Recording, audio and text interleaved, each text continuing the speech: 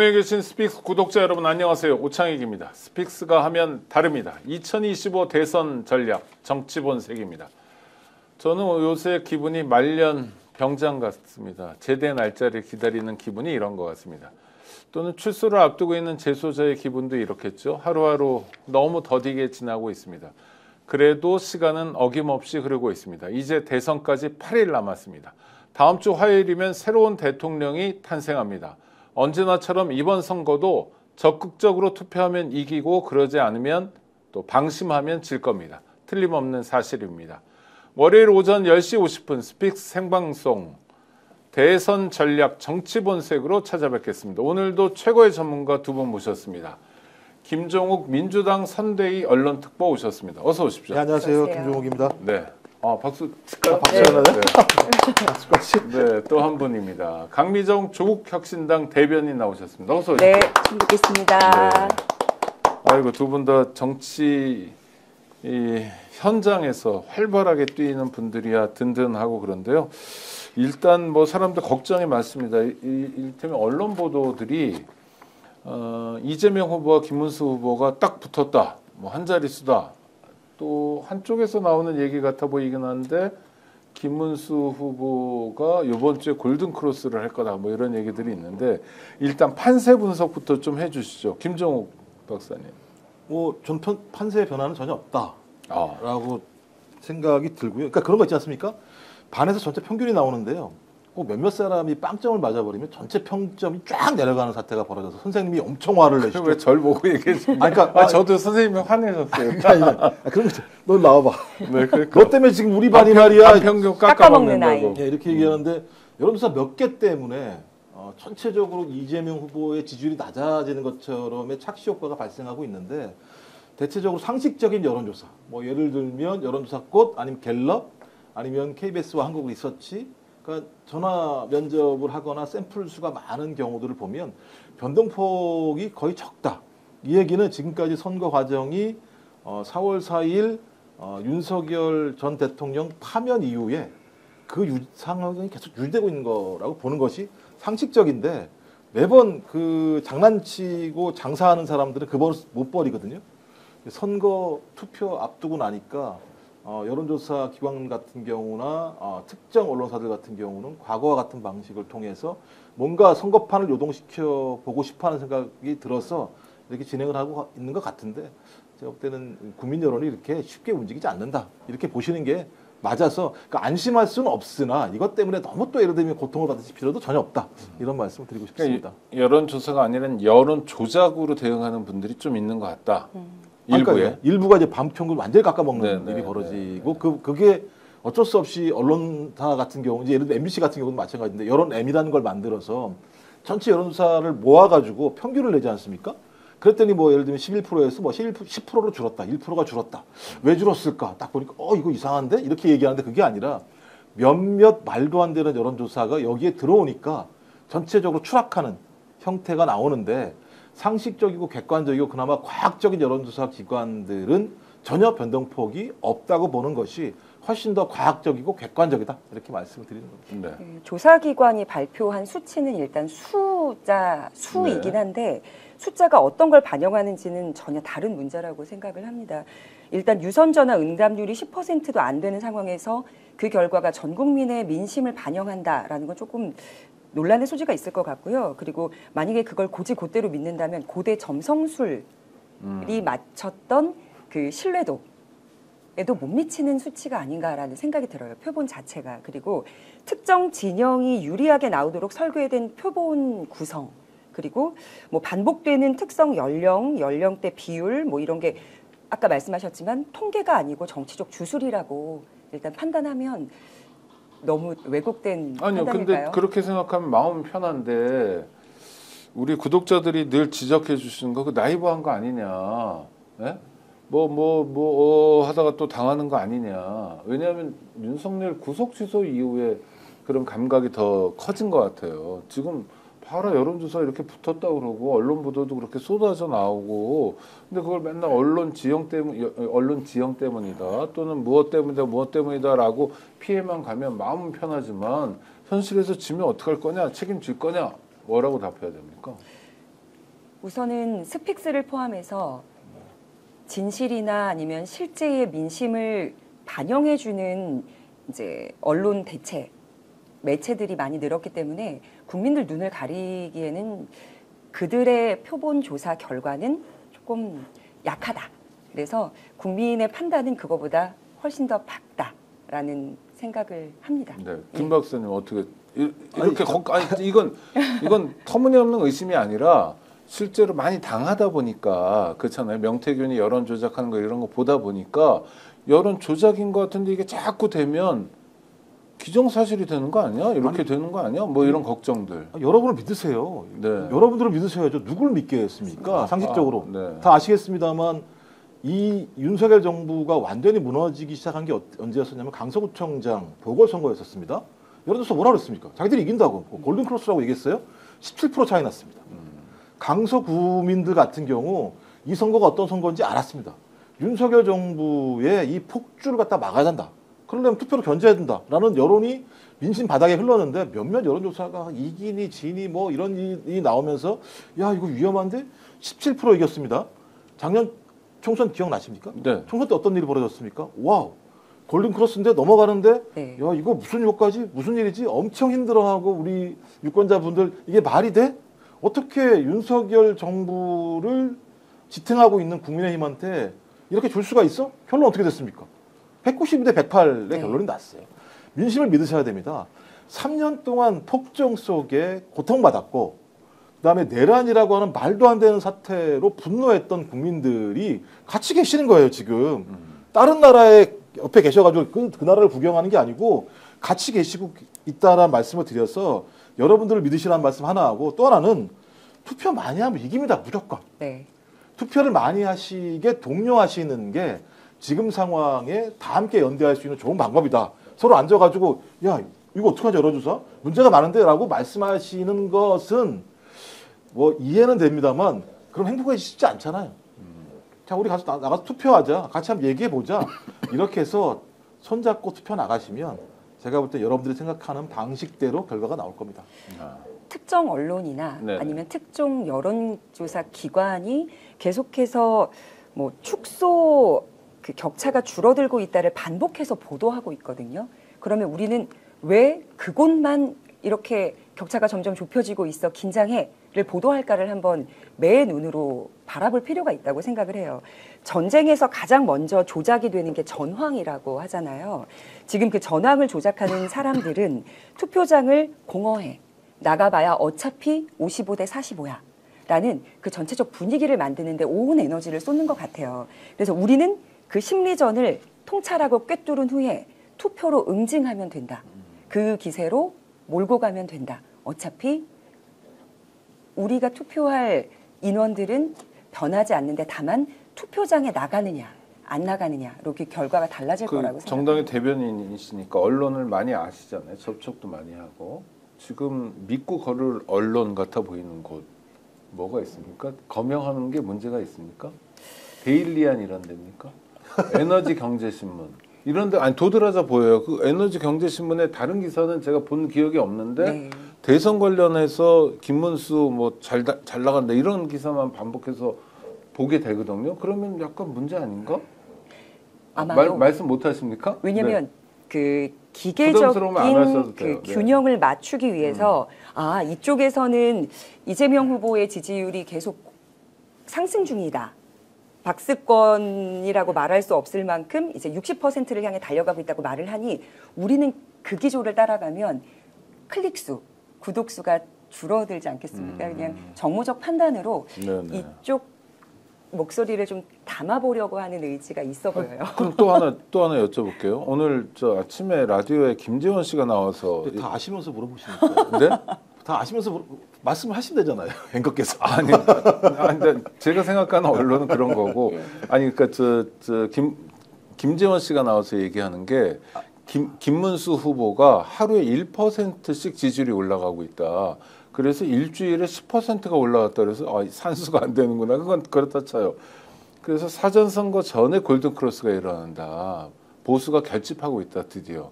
근거가 있습니까? 아니면 약간의 결집을 과장하는 겁니까? 아니 자기가 그렇게 얘기해야지 뭐라고 얘기해요 그러면요? 선거운동의 핵심적인 참모가 네. 라디오에 나와서 저희는 질 겁니다 이렇게 얘기하겠습니까? 네. 시간이 지나면 우리가 이길 겁니다라고 얘기할 수밖에 없는 거죠. 그래야지 자기 지지층들이 투표하고 나올 거 아니겠습니까? 그래서 저는 그 김재원 전 최고위원 같은 경우는 뭐 과거에 예를 들면 정광훈 목사랑 되게 친했던 분 아닙니까? 네네. 당내 선거 그럴 수 있다고 생각이 들어요. 정광훈 사람들 예를 들면 대거 뭐 당원으로 국민의힘으로 들어와서 이렇게 할 수 있다라는 생각이 들긴 합니다만 대통령 선거, 국회의원 선거는 전체 국민들이 투표를 하는 거고요. 국회의원 선거는 한 60% 중반, 그다음에 대통령 선거 70% 중후반이 나오는 선거이기 때문에 자기 말로 제어가 안 되는 선거예요. 저는 오만한 거죠. 그런 태도가. 데이터를 보면 일단 여론조사 뭐 하우스 이펙트가 있건 없건 상관없이 주말 2,000 샘플 전화 면접했는데 이재명 후보 48.9%, 김문수 후보 30.8%, 18%의 격차가 났습니다. 그다음에 지난주 저기 오창익 대표께서 말씀하셨던 것에 KBS 제일 빨리 아마 보도를 해주신 것 같은 KBS와 한국 리서치 15% 격차가 났습니다. 갤럽이 20% 정도의 격차가 났다가 갑자기 쭉 줄어들었는데 그때 다 아시겠습니다만 보수가 과답할 정도가 아니라 거의 제가 볼 때는 보수만 응답했나라고 얘기할 정도로 118명이 더 많지 않습니까? 진보에 비해서. 그러다 보니까 당연히 그런 사람들이 응답을 했으니까 줄어들게 된 편차가 있고요. 그러니까 이게 다 이 여론조사 기관들이 문제가 많은 게 한국 여론평판연구소가요. 아시아투데이랑 해서 20일 날 조사를 했는데 이때 이제 단일화를 하는 거예요. 그래서 이재명 후보, 김문수로 단일화가 되면 이재명 후보 48, 김문수 후보는 44. 이준석으로 단일화가 되면 이재명 후보 45, 이준석 32 이렇게 나오는데요. 이 이준석 문항에서 황교안이 8%로 나와요. 단일화를 하면 놀랍네요. 네. 네. 그러니까 제가 볼 때 이 얘기는 뭐냐? 김문수 지지층들이 과도표됐다고 볼 수밖에 없는 상황인 거예요. 전 그래서 이런 조사는 믿지 마셔라. 이런 조사는 데이터상으로 말이 안 되는 내용들이 너무 많고요. 조사 과정에서 질문 문항이 어떤 거냐면 세상에 대선 여론조사하는데 절대 대통령이 당선되어야 안 될 후보 원전 정책이 어떤 거냐. 김문수로 단일화되면 이준석으로 단일화되면 사람들이 알죠. 그걸 딱 질문 들으면서 요거는 요쪽이구나. 알겠죠. 그러면 민주당을 지지하는 분들 같은 그 이전에서 지지했던 분들 같은 경우는 뭐 이런 여론조사가 다 있어. 그냥 끊어버리죠. 그러니까 이런 식의 방식으로 나오는 여론조사가 튄다라고 얘기하고 튀는 정도가 의도적으로 튀게 만들었다. 근데 이게 만약에 평균치로 들어가면 진짜 반 평균 깎아먹는 일이 벌어지는 거니까 이런데 너무 제가 볼 때는 상심하지 마십시오. 네. 괜히 정신 건강에만 안 좋습니다. 아니 근데 우리 김 박사님 말씀대로 늘 긍정적이란 분이 스포츠에서 쏴주시면서 오늘도 스픽스 감사하고 늘 밥가리해서 매일 3명씩 하고 있대요. 대단하십니다. 예로 들어 극우 태극기 친구도 나라를 생각하면 1번이지 하고 있어요. 논 밥가리 농부 오늘도 인증합니다. 이렇게 보내주셨는데 이게 힘이네요. 왜냐하면 이재명 후보와 김문수 후보 양자 간의 대결이라기보다는 사실 민주수호 세력, 헌정수호 세력이랑 내란 세력 간의 싸움이잖아요. 이번 대선은. 그래서 그걸 정확하게 인지하고 있는 분들은 후보를 보고 투표를 한다는 분들도 굉장히 많지만 내가 굳이 민주당의 이재명 후보를 지지하지 않는 사람이라 하더라도 내란 일으킨 세력에 대한 투표할 수 없다라는 심지는 계속 유지해 주시는 것 같습니다. 네, 알겠습니다. 그 이재명 후보가 경제 얘기를 부쩍 며칠 동안 강조하고 있어요. 언론은 지지율이 좀 붙었기 때문에 긴장감에서 나온 거다 이런 분석도 있는데 아니면 뭐 원래 선거에서 자연스러운 흐름이었는지 아니면 일종의 반영인지. 아니 그러니까 그 기자 뭐 간담회 같은 형태로 했는데 원래 이렇게 해요. 선거 중반이 되면 후보가 직접 나와서 상황이 어떤 건지 그다음에 본인의 비전에 대해서 상세히 설명을 통해서 국민에게 서비스하는 거죠. 우리는 이런 방향으로 가겠다라고 얘기하는 건데 이거 갖다 이제 왜곡해서 뭔가 문제가 있는 것처럼 아니 이재명 후보가 일관되게 가장 먼저 얘기하는 게 뭐냐면 민생이 너무 어렵습니다. 네, 어렵죠. 너무 고통받고 있습니다. 자영업자들 지금 말라 비틀어지고 있는 상황입니다. 근데 정부가 아무것도 하지 않고 있습니다. 제가 집권을 하게 된다면 이것부터 풀겠습니다라는 얘기는 일관되게 해왔던 사실이죠. 근데 이제 그런 부분과 관련해서 여론조사랑 맞붙게 되니까 이 문제에 대해서 중도층 때문에 이렇게 하는 거 아니야? 근데 제가 말씀드리는데요. 모든 데이터는요. 진보와 중도층의 여론 흐름은 매우 견고했습니다. 흔들리지 않았어요. 거의 흔들리지 않았어요. 네네. 오히려 흔들린다면 보수층이 어떻게 할까 자기들끼리 흔들린 게 많았었지. 그리고 합리적인 보수가 일로 올까 절로 갈까 빠질까 이 고민을 했던 건데 갑자기 그 말도 안 되는 몇 가지 여론조사 데이터를 가지고 야 이거 보수가 결집하고 있고 중도가 흔들리고 있다라고 얘기를 하면서 중도가 흔들리니까 이재명 후보가 갑자기 안 하던 얘기인 민생 얘기를 하네라고 하는 얘기는 다 거짓말인 거죠. 그리고 실제로 중도층 같은 경우 이재명 후보에 대해서 보수적인 그러니까 중도 보수적인 분들이 이재명 후보에게 눈을 돌리기 시작하는 게 언제였었냐면 2월달 MBC 100분 토론일 겁니다. 저는 중도 보수입니다라고 얘기를 하고 이념이 뭐가 중요합니까? 민생이 어려운데 그 민생을 해결할 수 있는 방법이 그것이 보수적이라면 그거라도 받아들이고 진보적이라면 그것도 받아들이고 그렇게 해서 국민들이 행복하다면 그리고 우리의 경제가 어떤 형태든 새로운 희망을 만들어낼 수 있다면 이런 얘기를 하면서부터 생각이 바뀌었나? 유연해졌는데? 라고 얘기하면서 그때부터 태도가 바뀌기 시작했고 그 층들이 계속 유입되기 시작하면서부터 40% 중반 후반 50% 초반까지 나왔던 거거든요.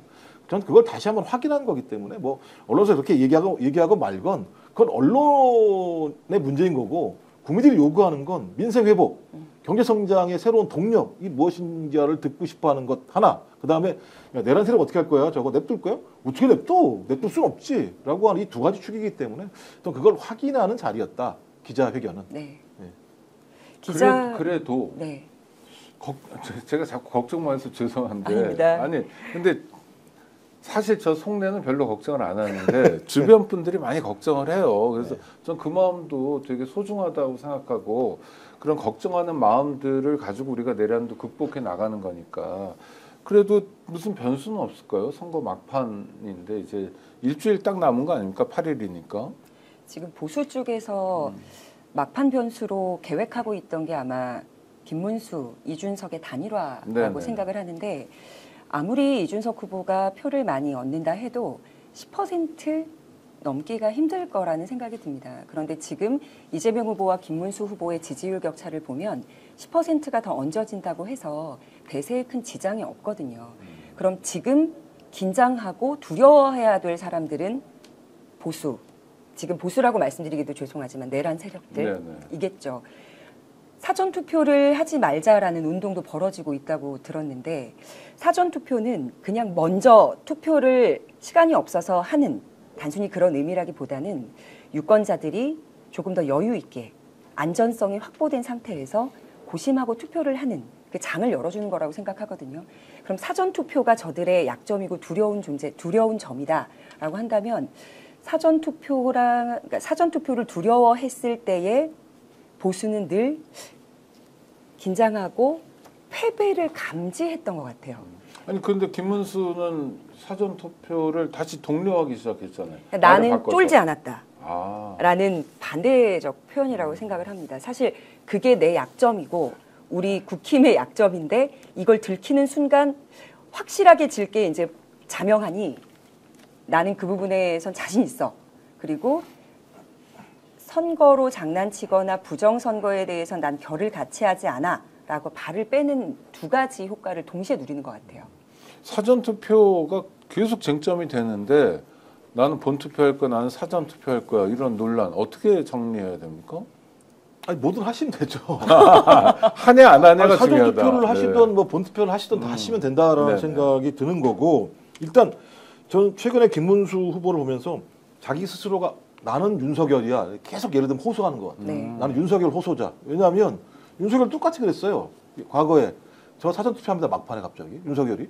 근데 김문수도 마찬가지로 사전투표하겠다고. 자기가 4월달 당내 경선에서 뭐라 그랬습니까? 사전투표 문제가 많은데요. 맞습니다. 그거를 없애겠다고 했죠. 네, 공약이. 자기가 네. 얘기 거기서 또 사전투표를 폐지하겠다고까지 얘기를 한 사람인데 갑자기 자기 지지층 같은 경우가 사전투표 안 나오겠다는 여론사가 너무 많이 나오는 거예요. 네.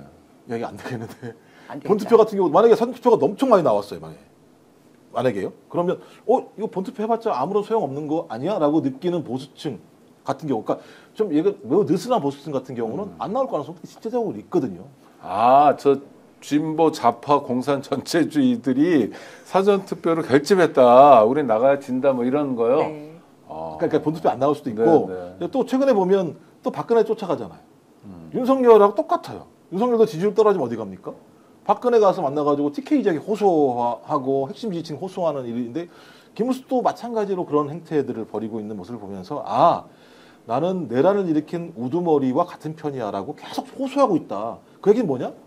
나 투표하지 말아주세요라고 얘기하는 거랑 다름없다라는 생각이 들고 그런 사람과 이준석이 단일화를 한다면 뭐 이재명 후보 말대로 내란 세력이 다시 예를 들면 재결집이라고 볼 수밖에 없는 거죠. 그러면 김문수 후보는 좀 나이 먹은 윤석열, 이준석 후보는 좀 젊은 윤석열 이런 평가 어떻게 생각하세요? 쓰리윤이네, 쓰리윤. 아, 네. 카르텔로 섞이기에 굉장히 유연한 사고를 하는 세 사람인 것 같아요. 너무 딱 동일시 된다기보다는 어울려요. 어울린다. 원하는 바가 서로 일정 부분 동일하다라는 네. 생각까지는 합니다. 네. 단일화 가능성은 어떻게 보세요? 저는 단일화 할 것 같아요. 아, 우리 김 박사님은? 저는 한 8 정도였는데요. 네. 지금은 6, 7로 좀 떨어졌어요. 그러니까 할 가능성이 6, 7. 아직까지 가능성 높은 거예요. 네, 네, 높다고 보는 상황인데 어느 순간부터 단일화를 할 수 없는 여건들이 계속 만들어지고 있는 거죠. 그러니까 뭐냐면 지금 이재명 후보와 민주당 쪽에서 그래 해봐. 너 할 거라며. 해라. 꼭 해. 네. 그럴 거라 생각했어. 이렇게 얘기를 하면서 단일화 효과가 계속 상쇄되고 있는 측면들이 이렇게 있는 것이고요. 그다음에 저들은 왜 단일화를 하려고 하지? 이런 부분들이 보수의 결집이라고 자기들은 얘기하려고 했었는데 아까 말씀드렸듯이 내란 세력의 재결집이라고 하는 흐름으로 좀 가고 있는 상황이기 때문에 잘못하게 되면 단일화라고 하는 효과도 아니죠. 단일화는 결론적으로 이번 선거가 내란 응징 선거라고 하는 부분들을 더 명정하게 보일 수 있는 방향으로 선거 전략상 민주당과 이재명 후보가 좀 우위를 선점한 상황이기 때문에 머리가 교활한 이준석 입장에서는 지금 계산 셈법이 매우 복잡해진 거죠. 저는 그전 같으면 계산 셈법이 명확해졌다는 생각이 들거든요. 대선에서 자기는 이길 수 없다. 그리고 만약에 밖에 제3지대라고 하는 것이 나와 있으면 너무 춥고 배고프다. 그렇다면 이 상황에서 내가 잘 계산해서 그 안으로 들어가서 어떤 형태로든지 일정한 지분을 확보하면 저건 내가 접수할 수 있을 거다. 근데 그 접수 과정에서 하필이면 홍준표 전 대구시장도 도와주는 것 같네요. 제가 그래서 매번 방송 나오면 이준표라 그랬거든요. 이준표라고 얘기했었기 때문에 좀 그래서 그랬는데 지금 셈법은 약간 좀 복잡해진 것 같다는 생각이 들어서 이제 계산이 복잡해지면 행동이 느려져요. 행동이 느려지면 효과가 저하됩니다. 그러면 결행을 하기가 좀 어려운 조건이어서 저는 아직까지는 50% 이상으로 보고 있습니다만 80으로 봤던 때에 비하면 조금은 좀 떨어진 것 같다. 강 대변인, 근데 이준석이 계속 단일화 안 한다고 그리고 아주 거칠게 얘기하잖아요. 뭐 차단했다 이러면서. 네. 그러면서 단일화를 하게 되면 정치인으로서의 신뢰는 추락하게 되는데 그런 데미지는 걱정하지 않는 건가요? 한 달쯤 전인 것 같은데 이준석 후보의 공보특보가 그 얘기를 했어요. 이준석은 절대 단일화하지 않는다. 네. 투표용지에 이준석 이름을 유권자들께서는 반드시 확인하시게 아니 될 본인도 거다. 그 얘기를 했잖아요. 그런데 지금 이준석 후보의 경우에는 절대 단일화는 없다라고 했다가 고민 중이다라는 뉘앙스의 발언을 이제 기자들 앞에서 언론에 했단 말이죠. 그러면 이준석 후보가 가려고 했던 방향은 보수의 금기를 깨고자 했던 것 같아요. 초반에는. 그런데 어쨌든 혁신을 하려면 개혁신당에서의 대선 후보니까 지금까지 자기가 뭔가를 내놓고 그 결과로 평가를 받아야 되는데 이준석 후보는 한 번도 명분이라는 걸 보여준 적이 없는 후보라고 생각을 합니다. 네. 그러면 단일화의 명분도 지금은 흐려졌어요. 그래서 그 반대의 급부로 노무현 정신, 난 노무현 장학생이었어. 그래서 이쪽에서는 더 이상 긁어올 누룽지 표가 없으니 노무현 정신에 깃대해서 그래도 민주당 진보 진영에서 이재명 후보를 지지하지 않는 본인이 생각하는 2030 남성표를 내가 좀 가져와 보겠다. 단일화 전에 몸값을 좀 높이려는 작업들을 한 것 같습니다. 단일화는 하고 싶은 것 같아요. 하지만 명분이 없는 것 같습니다. 명분이야 뭐 만들면 되는 거 아니에요? 아니, 명분도 필요 없어요. 단일화하면 되는 거지 뭐 명분까지 필요하겠습니까? 명분이 너무 중요하기 때문에 그렇습니까? 명분이 있어야 이제 그래서 단일화를 했구나라는 뭐라 그래야 될까요? 그러니까 이준석을 이해하는 사람들을 좀 늘렸으면 하는 걸 거예요. 이준석 후보 입장에서는. 근데 지금은 아무것도 아니 없어요. 아까 제3지대라는 게 춥고 뭐 하다고 배고프죠. 했는데 배고프다고 하죠. 당장 내년 지방선거 때 개혁신당이 지금처럼 존재한다면 뭐 재미없을 것 같거든요. 아니 그 누구도 당선 못 시킬 것 같고 그 다음에 국회의원 3명 가지고 의정활동하는 것도 뭐 당연히 한계에 있을 것 같고 그래서 단일화하지 않을까? 뭐 하는 생각도 드는데 그러니까 유권자들을 향해서 계속 설득은 하는데 네네 결집이 안 돼요. 안 되죠 당연히. 예. 네. 설득은 하지만 결집이 되지 않기 때문에 그렇게 버티다가 못 이기는 척 이제 대세를 따르는 척하면서 단일화를 할 것 같습니다. 그래서. 그러나 단일화에도 불구하고 변수는 안 된다 이렇게 판단하시는 거군요. 네. 대세에는 지장이 없다. 네. 그러니까 단일화는 대선과 상관이 없는 거예요. 왜 단일화를 대선하고 연결되는지 잘 모르겠어요. 단일화도 안 돼요. 단일화를 하는 이유는 대선 이후에 보수 지형의 변동에서 자기가 얼마만큼 큰 몫을 가질 것인가의 문제이고요. 아니 생각을 해보십시오. 김문수라는 후보와 이준석이 단일화해서 얻을 수 있는 효과가 뭐가 있습니까? 내란 국무위원이었어요. 그리고 저쪽 같은 경우는 내란 세력이라고 국민들이 딱 점을 찍고 있는 상황이고 그렇게 인정하고 이해하고 있는 상황인데 이준석이 저게 들어간다? 그럼 자기는 그 내란 세력에 동조하는 세력이 될 수밖에 없는 상황이기 때문에 명분을 얘기하면 이거 설명이 안 되는 거예요. 그러니까 제가 볼 때는 대선 승리를 위한 단일화가 아니라 대선 이후에 보수 지형과 관련해서 이준석이라는 인물이 어떤 위치와 포지셔닝을 가지고 얼마나 많은 세력들을 자기가 가지고 갈 수 있을 것인가에 대한 판단 속에서 이번에 선택을 하지 않았을 때 그 이후에 그것을 만들 수 있을 만큼의 시기와 타이밍이 오지 않을 거라는 판단이 저는 제일 빨리 졌을 거라는 생각이 들어요. 저는 그래서 그 계산밖에 없는데 저는 명분은 중요하지 않은 상황인데 그 명분 문제와 관련해서 어떤 형태로든지 자기가 명분과 필요 없이 합의를 해야 되는데 저쪽을 신뢰하지 못하니까 못하는 거예요. 그러니까 명분이 아니라 쟤들을 어떻게 믿어? 쟤들을 어떻게 믿을 수 있는 방법이 뭐겠습니까? 옛날에 그 저기죠. 써라. 각서요? 종이에 써라. 각서도 뭐 무효가 되는 게 많았잖아요. 네. 그거 외에 방법이 없잖아요. 네. 그거 외에 그나마 그거 외에 아니면 뭐 녹취할까 뭐 이런 거겠죠 뭐. 그러니까 패배에 대한 공포가 큰 것 같아요. 어차피 질 건 본인들도 알고 있는데 더 큰 격차로 지는 것에 대한 패배의 공포. 그래서 아마 내년 지선도 걱정이 될 거고 표 차이가 커지면 커질수록 본인이 설 자리가 없기 때문에 이준석 후보의 경우에는 항상 내가 중심이고 내 위주로 세상이 돌아가는 그런 사고방식을 가진 인물이라고 저는 평가를 하고 있거든요. 근데 내 위주로도 안 돌아가. 그렇다고 내가 단일화한다 했을 때 크게 효과가 없을 것 같아. 그래서 정말로 극단적인 패배의 공포에 휩싸여 있는다라는 생각이 듭니다. 아니 저는 조금 이해는 안 되는 게 네. 아니 패배는 예정된 거잖아요. 이준석은 그러니까 현역 의원 3명밖에 안 되고 정치 신인이고 겨우 이제 나이 맞춰가지고 출마한 사람이고 그러지 않았으면 사실 대선을 언제 하느냐에 따라 출마 못할 수도 있었던 사람인 만큼 뭐 패배에 대해서 공포를 가진다는 건 좀 뜨악하네요. 아 근데 사고가 그렇게 작동하나요? 잘 아세요? 추정컨대 그렇습니다. 네. 아니 그러니까 좀 보신 적도 있으세요? 예. 보면 알죠. 사람. 아마 국민의힘 쪽으로 다시 복귀를 하려는 계획도 있었던 것 같아요. 제가 볼 때에는. 그런데 내가 들어갈 집이 너무 좁아진다거나 경쟁력이 떨어졌을 때 불안하죠. 뒤는 크게 생각하고 있는 것 같지는 않습니다. 죄송스러운 말씀이지만. 네, 알겠습니다. 재밌는 양반, 정말 어떻게 끊임없이 화제가 되는 양반, 홍준표 씨. 네. 아니 그 무슨 방문단이 하와이까지 가서 이제 언론에서 이제 끝났구나 싶었는데 문수영 지지한다고 했다가 갑자기 이준석 지지해요. 이건 뭘 노리는 거예요? 흔들기입니까? 제가 말씀드렸습니다.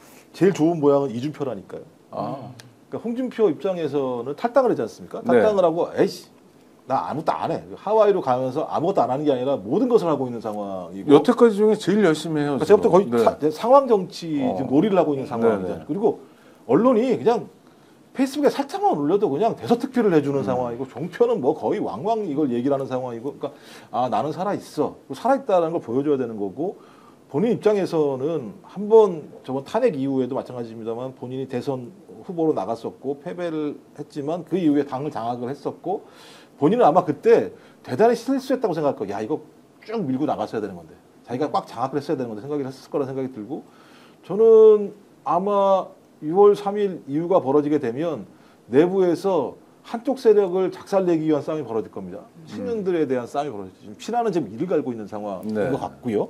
그다음에 이준석, 홍준표도 여기에 제가 볼 때는 같이 동조할 거라 생각이 들거든요.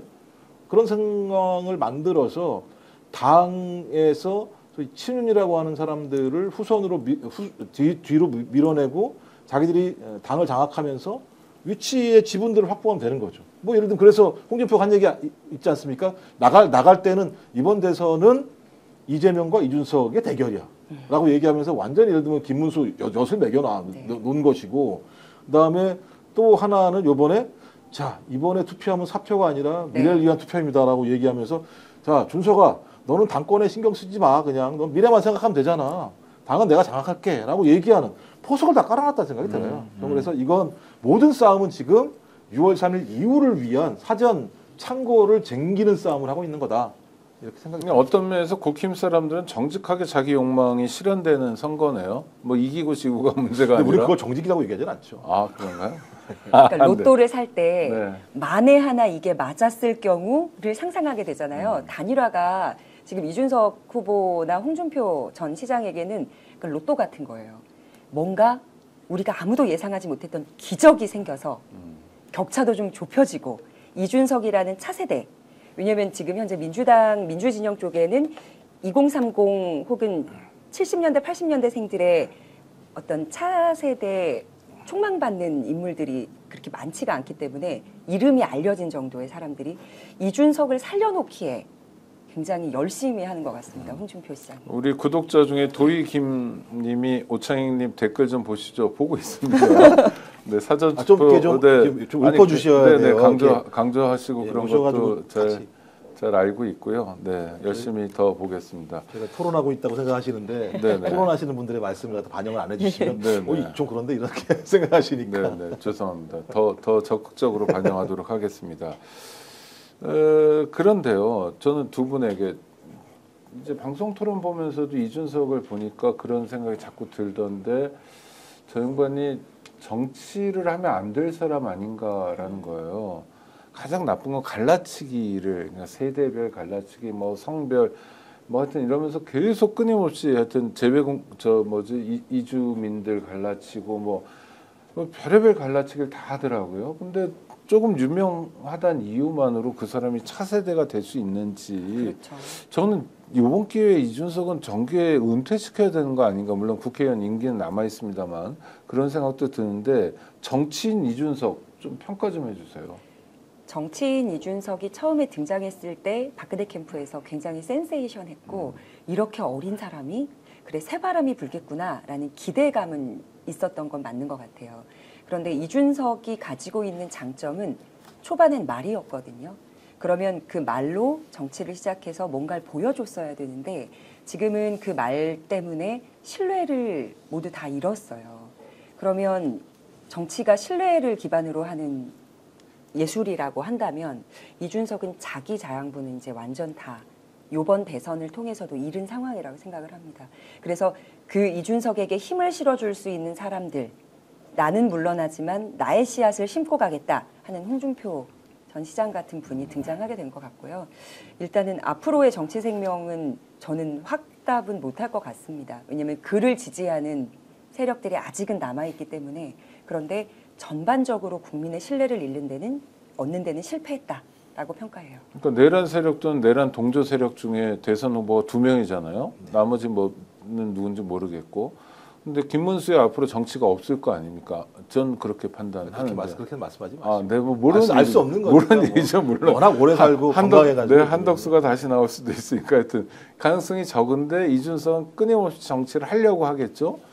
근데 이 사람은 정말 정치를 해서 안 될 것 같다는 생각이 자꾸 들어서요. 근데 고민은 정치밖에 할 게 없는 사람인 것 같아요. 아, 그래요? 왜냐하면 어릴 때부터 배운 게 정치이지 않습니까?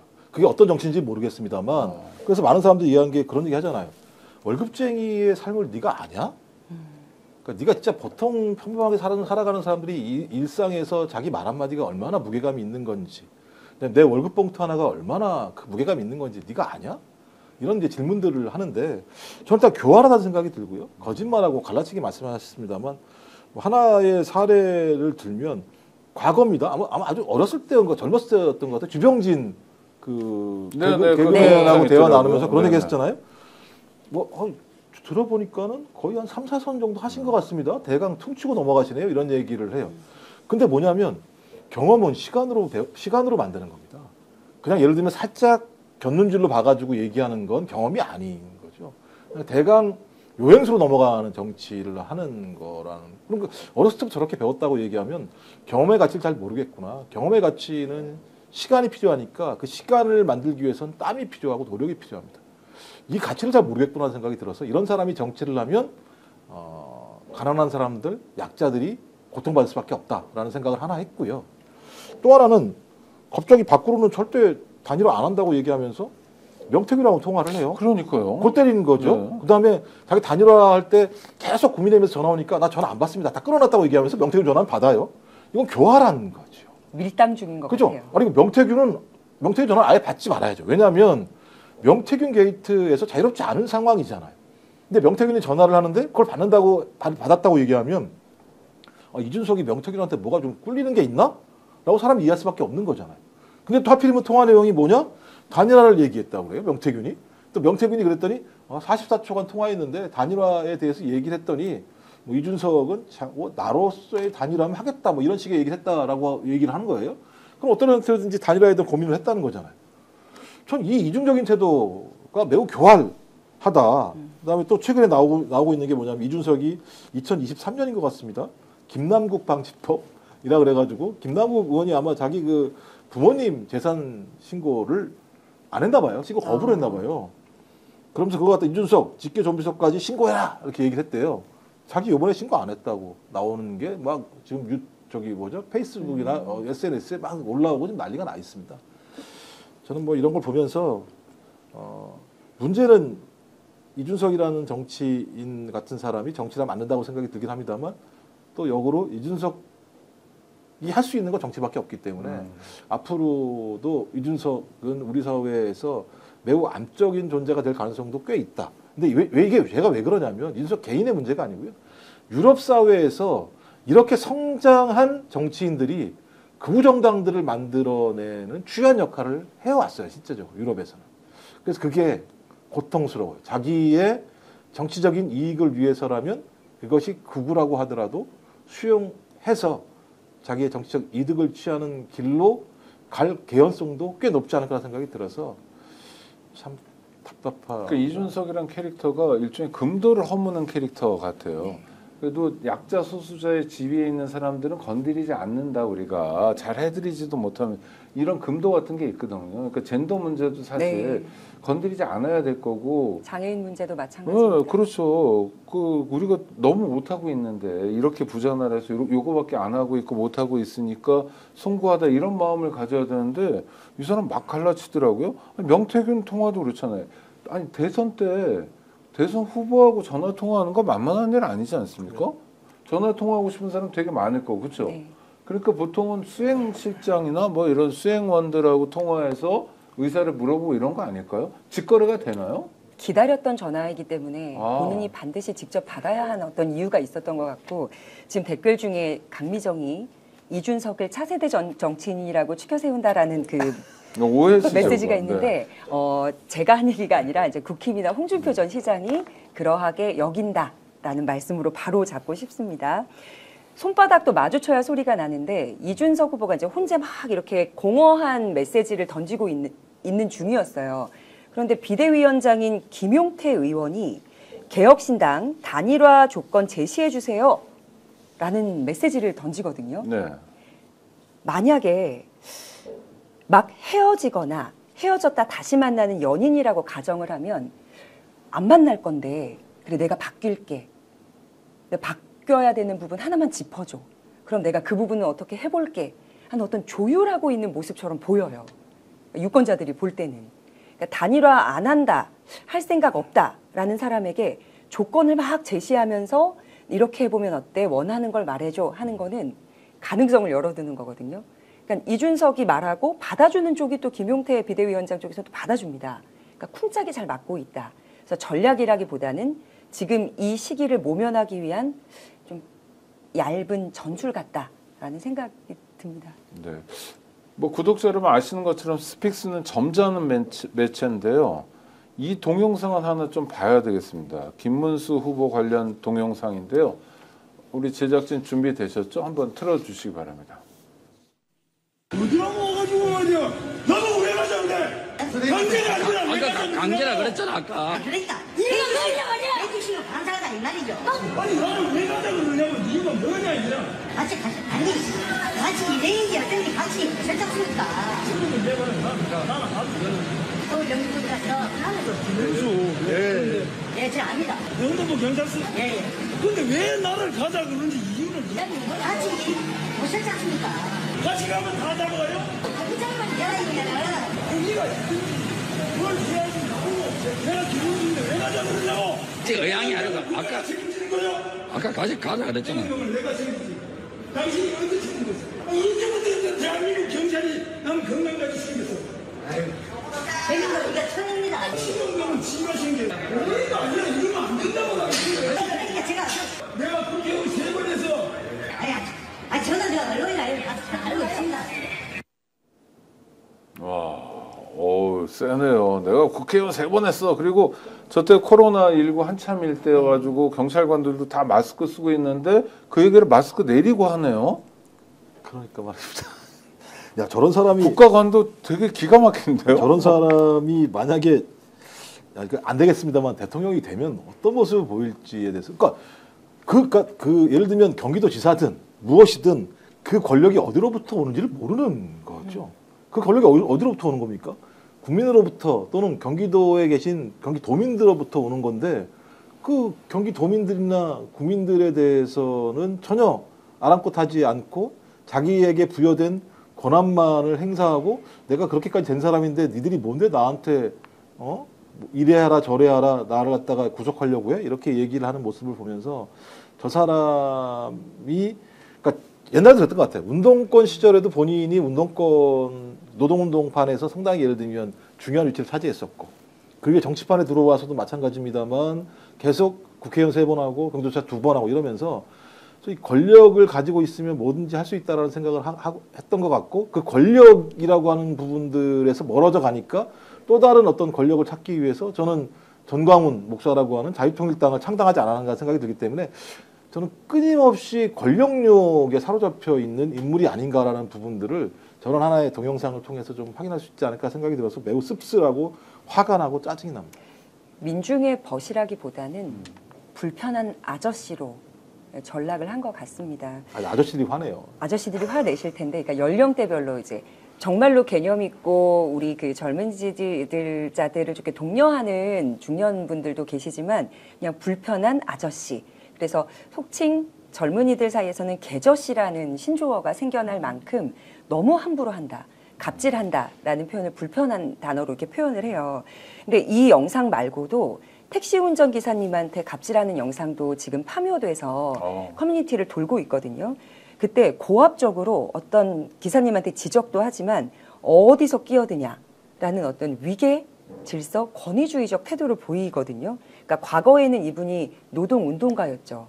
아니, 그건 옛날 일이죠. 그렇죠. 그리고 노동운동도 옛날에 위계 뭐 이럴 것 따지고 이런 사람들 많았어요. 왜냐하면 그걸 요즘 다시 굉장히 아름다운 이야기로 포장해서 어필을 하더라고요. 김재원 의원 전 의원의 그 경우는. 사람 검사 출신이니까. 예. 뭐. 네. 그래서 어쨌든 사람 무시하고 갑질하고 반성하지 않고 그래서 권위주의적 전도사 역할을 지금 계속 사방을 돌아다니면서 하고 계신다. 지금 잠깐 대선철이라 겸손한 자세를 보이는 것이다. 아 근데 놀라운 게 예. 현장에 출동한 경찰관들은 사실 이제 감염 우려에 대한 격리 조치를 하는 거잖아요. 네. 그럼 자기도 감염될 우려가 있는데 국민 전체를 위해서 하기 싫은 일인데도 해주는 거 아닙니까 경찰관들이 고맙게도. 근데 거기에 따르지 않는 것에서 멈추는 게 아니라 김문수는 반말을 하네요 계속. 예? 그래서 처음부터 끝까지가 다 반말이에요. 그러니까 삼선 의원이니까요. 제가 김문수는 윤석열이라고 말씀드렸잖아요. 윤석열도 웬만하면 다 반말이지 않습니까? 상대방을 대하는 자세와 태도를 통해서 그 사람의 인성을 저희가 확인할 수 있는 건데요. 그러니까 자기가 얼마만큼 권력자라고 하는 아나무인격인 삶을 살아왔던 거고. 그러니까 저는 그냥 이거 습성, 기질화된 것 같아요. 기질화된 것 같아요. 말씀하셨던 것처럼 지금은 대선이니까 표를 구걸해야 되는 상황이니까 고개를 숙이겠습니다만 저 인성이 어디로 가겠습니까? 또 본인이 어떤 권력을 조금만 확보하면 저런 또 자기 안에 있는 기질, 습속이 밖으로 드러날 수밖에 없다. 근데 이게 이제 많은 사람들이 표면 위로 올리는 거죠. 저런 사람들이야, 저런 사람이야. 그리고 본인이 살아온 흔적이 있으니까 이게 올라오겠죠. 그러니까 저는 경찰관들한테 막 흥분해서 얘기한다면 경찰관들이 누군가 약자를 막 만약 그런 경우가 있거나 그런 경우에 그렇죠. 그런 경우에 약자는 잘 저항하지 못하고 있는데 내가 나라도 대신 얘기를 해줘야 되겠다 해서 분노하는 거라면 공권력과 충돌하는 거지만 그래도 정의의 입장이니까 그러겠지만 자기 보고 뭐라고 그랬다고 막 현역 국회의원이었으면 더 했겠네요. 이게 전직 국회의원이 이 정도니. 아 그때 확인하셨잖아요. 그 경기도지사 할 때. 아 김문수인데 저기 119 전화해가지고 나라니까 김문수. 누구신데요? 그런데 예. 계속 나라고 경기도지사 김문수 이렇게 얘기하지 않습니까? 그 얘기는 뭐냐면 그 전화가 누구에게 쓰임새가 있는지도 모르는 거예요. 그건 진짜 급한 분들. 큰 문제가 발생하셨을 때 바로 전화 받아서 바로 출동할 수 있도록 해야 되는 이런 건데 그거다 전화 대놓고 그렇게 갑질을 하는 사람인데 일상은 뭐 말해서 뭐 하겠습니까? 김종욱 교수님 말씀에 동의하는 게 윤석열 모습을 그대로 빼다 박았다라는 말이 일단은 국민의힘 쪽은 거짓말하다 걸리면 기자회견을 통해서 그 사건을 덮으려고 하는 태도를 전반적으로 대부분 다 가지고 있는 것 같아요. 네. 최근에 김문수 후보가 공직선거법 위반 혐의로 고발을 당한 날 국회에 나가서 굉장히 당당하게 기자회견을 했습니다. 내가 피해자인 것처럼. 그리고 유권자가 나를 오해해서 가해한 것처럼 했단 말이죠. 민주당 이재명 방탄용법을 만들고 있다 이런 주장을 했기 때문에 자기가 고발을 당한 건데 애초에 고발당한 이유가 본인이 허위 사실을 퍼뜨렸기 때문이에요. 그래서 사건의 본질은 잘 파악하지 못한다. 다만 나는 피해자다. 그러니 나를 가해하지 말아달라. 그래서 피해자 코스프레에도 굉장히 일가견이 있는 후보라고 생각합니다. 그냥 아무 말 대잔치 같은 생각도 들어요. 김문수 씨 얘기를 네. 들으면 동문서답하고 저게 능청인가 아니면 진짜 말귀를 못 알아들은 건가 하는데 하나 전광훈과 관계는 뭡니까? 끝난 거예요? 아니면 뭐 펑펑 울었다 안 울었다 뭐 이런 걸 토론에서도 이야기하고 그러던데요? 아니 울었잖아요. 그러니까 동영상 봤잖아요. 어떻게 설명해야 될지 잘 모르겠는데, 그러니까 저는 왜 거짓말하냐고 거기서 얘기하더라고. 본인이 운 걸 까먹었을까? 까먹었을 리는 없을 텐데 그건 좀 이해가 안 되는데 한 번 운 게 아니잖아요. 한 번 울었으면 뭐 이해해줄게. 근데 몇 번 울었다는 게 좀 확인이 되고 울음도 그냥 슬쩍 흘리는 눈물이 아니라 거의 뭐 예를 들면 애절하게, 그러니까 거의 뭐 주님이 감옥에 가신 것처럼 그렇게 눈물을 흘리고 가슴 아파하는 걸, 그러면 김문수 후보에게 전광훈 목사는 어찌 보면 하나님의 재림이라고 생각하지 않고서는 저렇게 할까요? 저렇게 할 수는 없다는 생각이 분명히 드는 건데, 그렇다면 둘의 관계는 매우 영적인 관계일 수밖에 없다. 이게 무슨 사람 간의 관계는 아닐 거잖아. 영적인 관계로 맺어진 거겠죠? 그렇지 않고서야 그럴 수 없는 상황이라는 생각이 들어서 그런 관계를 쉽게 끊을 수는 없을 거다라고 저는 생각을 해요. 근데 그걸 약간은 끊었을 수도 있다라는 생각이 드는 게 뭐냐면 아까 말씀드렸던 권력욕. 본인이 장관으로 갈 수 있다면야 약간의 거리는 둘 수 있겠지라고 생각한 것 같고, 그래서 그때 그것 때문에 좀 다행이죠. 자유통일당 장관 되는 바람에 장관은 당적을 가질 수가 없는 상황이니까 그렇게 나와서 갔다는 생각이 들기 때문에 저는 뭐 두 사람의 관계는 여전히 유지되고 있다라고 보는 것이 맞다라는 생각이 들고요. 또 그 옆에 누가 있습니까? 그 옆에 김재원 있지 않습니까? 네. 김재원 전 최고위원? 김재원 최고위원 옛날에 무슨 일이 있었습니까? 그 전광훈 목사와의 관계 때문에 전 최고위원을 그만뒀던 게 분명히 있지 않습니까?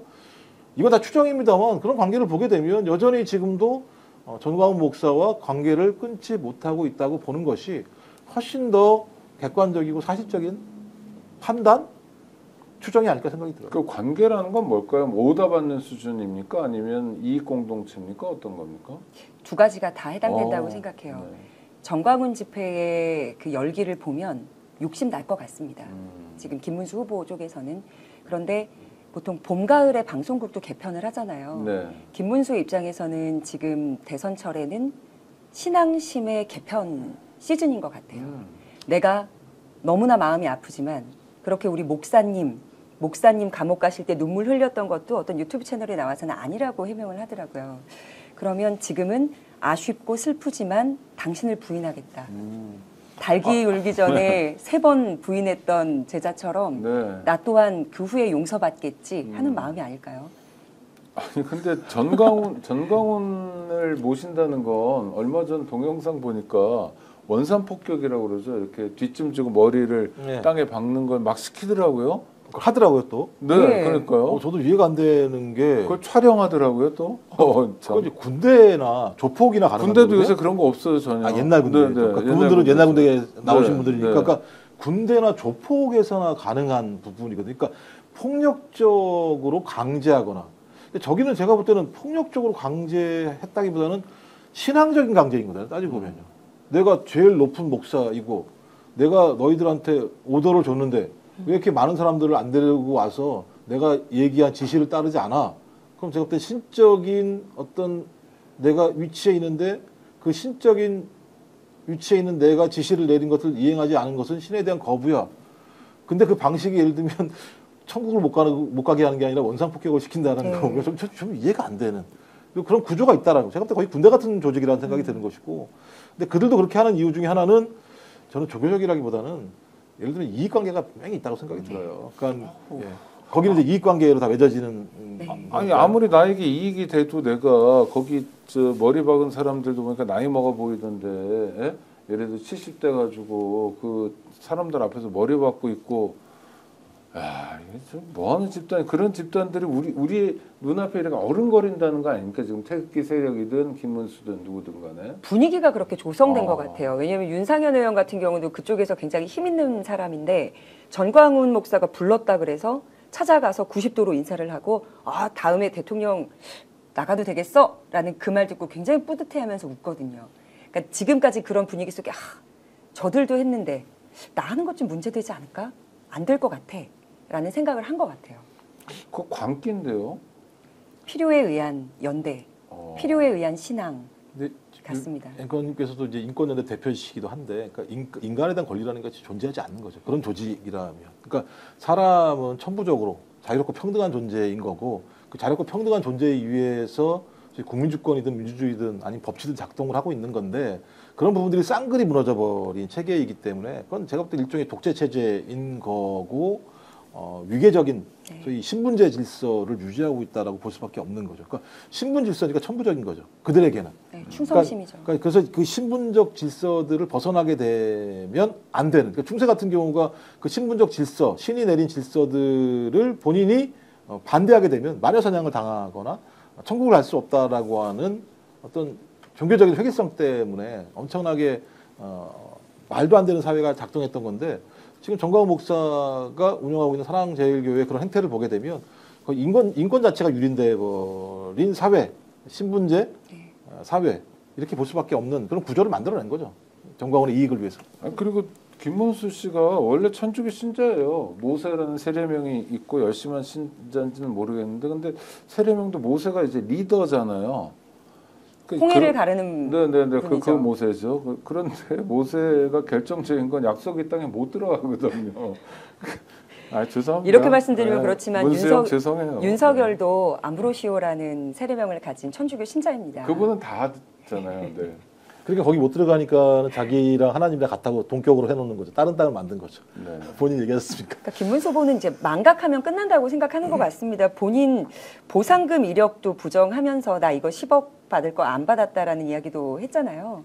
그러니까 과거에 뱉은 말은 기억 안 난다, 아니면 난 진실이었다, 눈물 흘린 적 없다 하고 마지막에 그냥 내가 말하면 스스로 그냥 아니라고 믿어지는 그런 단계인 것 같습니다. 내일 저녁에 8시에 이제 마지막 TV 토론이 있습니다. 3차 토론. 그런 얘기를 하시는 분들이 1차 토론 때 이제 이준석이 막 뭐라고 도발을 하는데 이재명 후보가 적극적으로 대응하지 않았다. 그래서 좀 너무 아쉬웠다. 2차 토론 좀 대응한 것 같은데 또 그러니까 어떤 분들은 너무 이준석하고 놀아준 거 아니냐. 말도 안 통하는데 에? 어떻게 하면 좋을까요? 아니 저는 좀 이준석이 소위 깬죽된달까 뭐 이런 거 있잖아요. 네. 저는 좀 무시했으면 좋겠어요. 무시하자. 왜냐하면 가치가 없고요. 그 얘기를 우리가 토론의 내용들을 들어야 되는지 잘 모르겠어요. 그러니까 적어도 대통령 후보라는 사람은 본인이 취임하면 어떤 플랜을 가지고 국민들과 어떤 소통과 대화를 통해서 어떤 실천 행위로 어디로 가겠다라는 얘기를 해야 되는데 그런 게 없어요. 그냥 남 공격하는 것밖에 없는 상황이에요. 그러니까 그거 보신 분들이 짜증난다, 보고 싶지 않다라는 말씀을 하시는 거잖아요. 그렇다면 이재명 후보도 그런 국민적 여론, 국민적 공감대를 반영해서 저는 이준석 후보가 얘기하는 내용 자체가 미래지향적이지 않기 때문에 미래지향적이지 않은 대화를 여기서 하는 건 시청자들에 대한 도발 행위이고 그다음에 그 엄청난 이 시청 시간대에 대한 소비이기 때문에 그런 논의는 하지 않겠다. 내가 생각하는 국민 주권 정부가 어떤 방향으로 갈 것인지에 대해서 얘기할 것이고 그 외의 질문에 대해서는 국민적 이익과 아무런 상관이 없는 문제이기 때문에 나는 그런 대화에 응하지 않겠다라고 말씀하시는 것이 제가 볼 때 훨씬 더 좋은 방식의 토론이 아닐까 생각이 들어요. 봄봄님이 그런 말씀을 주셨는데 이준석은 개무시가 답이다. 그러니까 이제 가치 없는 거니까 일종의 투명 인간처럼 여기고 이준석 말고 이준석 너머에 있는 국민들만 보고 얘기해라. 네. 우리 강 대변인은 어떻게 보셔요? 약간 딜레마기도 해요. 자꾸 이렇게 뭐 시비를 걸자고 덤비잖아요. 이재명 후보가 지금까지 보여준 모습은 회피하지 않는 정치였어요. 무조건 정면 대응, 정면 승부. 그래서 진실을 가리는. 처음에는 가치가 없어서 저 말에 내가 굳이 다 이 귀한 시간에 대꾸를 해야 될까라는 판단도 있었겠지만 아니야. 아닌 건 아니라고 얘기해야지. 가짜뉴스에 대응하고 저거 잘못됐다고 말해주고 그리고 어쨌든 대선 후보로 나온 사람이기 때문에 그만큼의 대우는 해줬던 거라고 생각을 합니다. 앞으로는 대응을 어떻게 할지는 또 크게 판세에 영향은 없다고 생각해요. 물론, 네. 네. 다만 그래도 보는데 이제 분노 게이지가 올라가고 네. 한 방은 유권자 입장에서 한 방 시원하게 한번 일갈하면서 정리해주는 모습은 한번 봤으면 좋겠어요. 야단치는 거 말고 정리해주는 거. 네, 뭐 김문수 후보를 통해서 그만이라고 했던 것처럼 이준석 후보도 그에 걸맞게 뭔가 싹 정리하면서 말 그만하라는 얘기를 해줄 수 있는 장면 한번 연출됐으면 좋겠습니다. 네, 우리 정신 건강도 되게 네. 중요하니까요. 최대 128만 원 혜택 놓치지 마세요. 인터넷 갑자기 왜 웃으십니까? 128만 원이 나왔어요. 네. 아니 정말 128만 원입니다. 인터넷 TV 신규 가입 시 48만 원이고요. 휴대폰 구입 시 최대 50만 원. 정수기 렌탈 시 최대 30만 원. 합하면 그렇죠. 인터넷 가입과 동시에 알뜰폰 또는 휴대폰 새로 장만 없이 지금 쓰고 있는 휴대폰의 통신사만 변경하면 최대 30만 원 혜택을 돌려드립니다. 인터넷 성능은 다 거기서 거기입니다. 하지만 혜택은 잘 비교해 보세요. 비교원은 23년 동안 60만 명의 누적 가입자, 983억의 누적 현금 사은품 지급, 그리고 개인정보 보안도 철저해서 단 한 건의 보안 사고도 없었습니다. 8억 원 이상의 보증보험을 가입해 한 분도 억울한 일 없도록 준비된 인터넷 비교원, 인터넷, 휴대폰, 정수기 비교는 비교원에서 하세요. 자세한 내용은 1670-2571를 통해 상담받으시거나 네이버에 인터넷 비교원을 검색하시고 상담 신청하시기 바랍니다. 좋은 소식 하나 더 알려드리겠습니다. 더 착한 보험 파트너스. 더 착한 보험이 원래 상호였는데 짝퉁이 많아서 파트너스라는 이름도 붙였습니다. 단순 보험 가입만 하는 곳이 아니라 최적의 보험 플랜을 제안해 줍니다.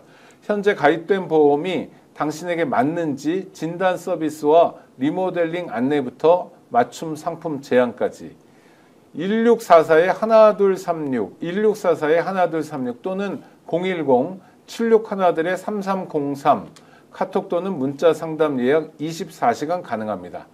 현명한 보험 플랜을 만들어 보세요. 이제 대선이 일주일 앞으로 다가왔는데요. 우리 강민정 대변인 마지막으로 신경 쓸 게 있다면 하나.